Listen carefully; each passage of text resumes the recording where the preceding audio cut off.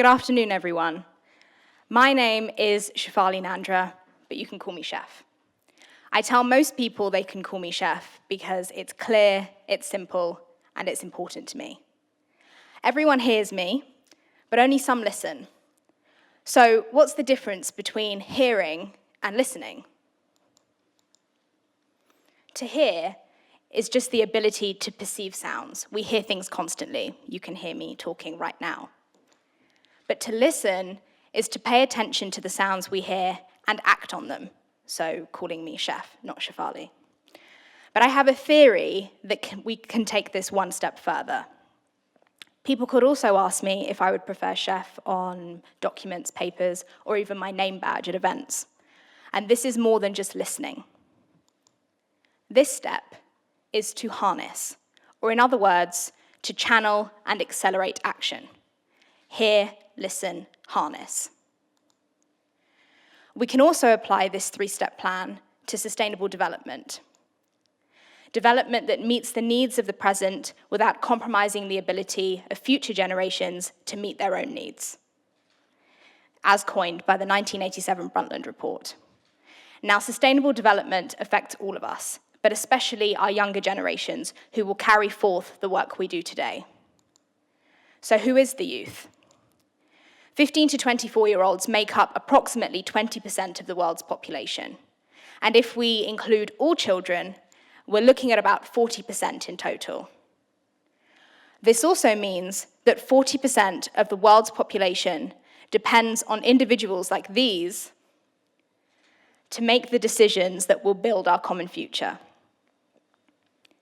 Here, we have the leaders of the most powerful countries in the world, and their average age is 72 years. These guys are the founders of the largest companies in the world, and if Steve Jobs and Paul Allen were still alive today, their average age would be 70 years. And with no disrespect, they are all of an older generation, a part of the 60%, making decisions for a future they may not even see play out. So here's the not-so-great news. In 2021, the Intergovernmental Panel on Climate Change told us that a global temperature rise of 1.5 degrees could come as early as 2030.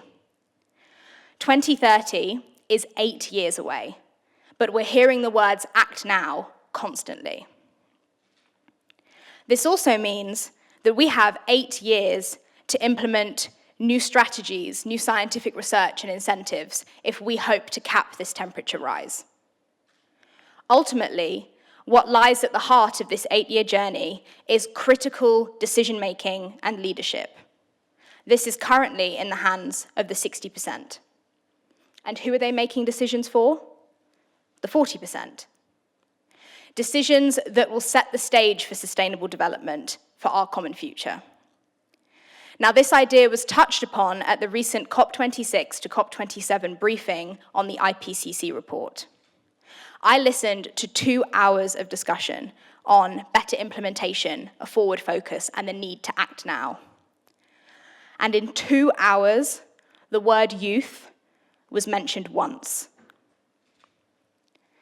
It was not until I asked about the youth's role in climate governance that all panelists started throwing the Y word around and how it's time to harness the youth.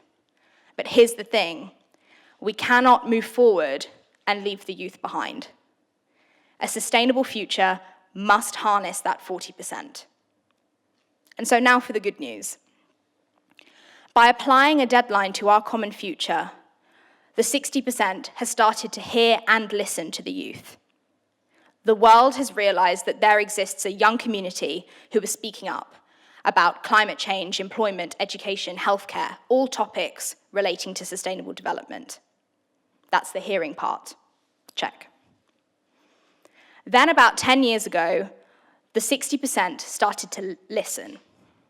Back in 2009, the UNFCCC allowed youth NGOs to participate in their conference meetings. The youth constituency presented a global statement at COP26 in 2021.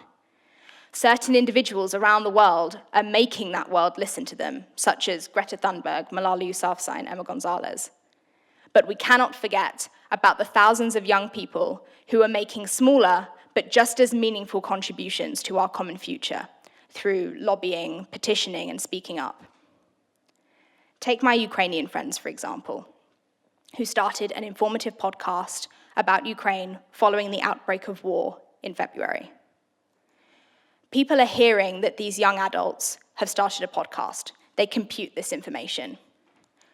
A smaller group are taking action and actually listening to what they have to say. And an even smaller group is harnessing these young adults. This group is inviting my friends to speak on radio stations and write for academic journals. And as we can see, these 3 steps become more and more focused. So why am I telling you this anecdote? Because it illustrates 4 important points. Number 1, the power of the youth, of the 40%. 2, the need for the youth to do more and actually harness their own power for the sake of our common future. It's not just the 60%'s responsibility. Number 3, this example proves that the 60% can reach that 3rd step. And number 4, the center of this circle is what we must focus on if we want to move forward. It is possible for the 60% to hear, listen to, and harness that 40%. It's possible because it's already happening. Promoting, encouraging, and funding youth activism is on the rise globally. This is the new era for accelerated action. And so the road from where we stand to 2030 will be a critical journey. And the drivers taking us down this road must accelerate action if we want to limit the effects of climate change and lay down the foundations for sustainable development. Our ticket to this sustainable future? The youth. And so for the journey ahead of us all, the 40% must step up and do more. The 60% must hear and listen to that 40%. And crucially, we must collectively harness today's youth for tomorrow's future. Thank you.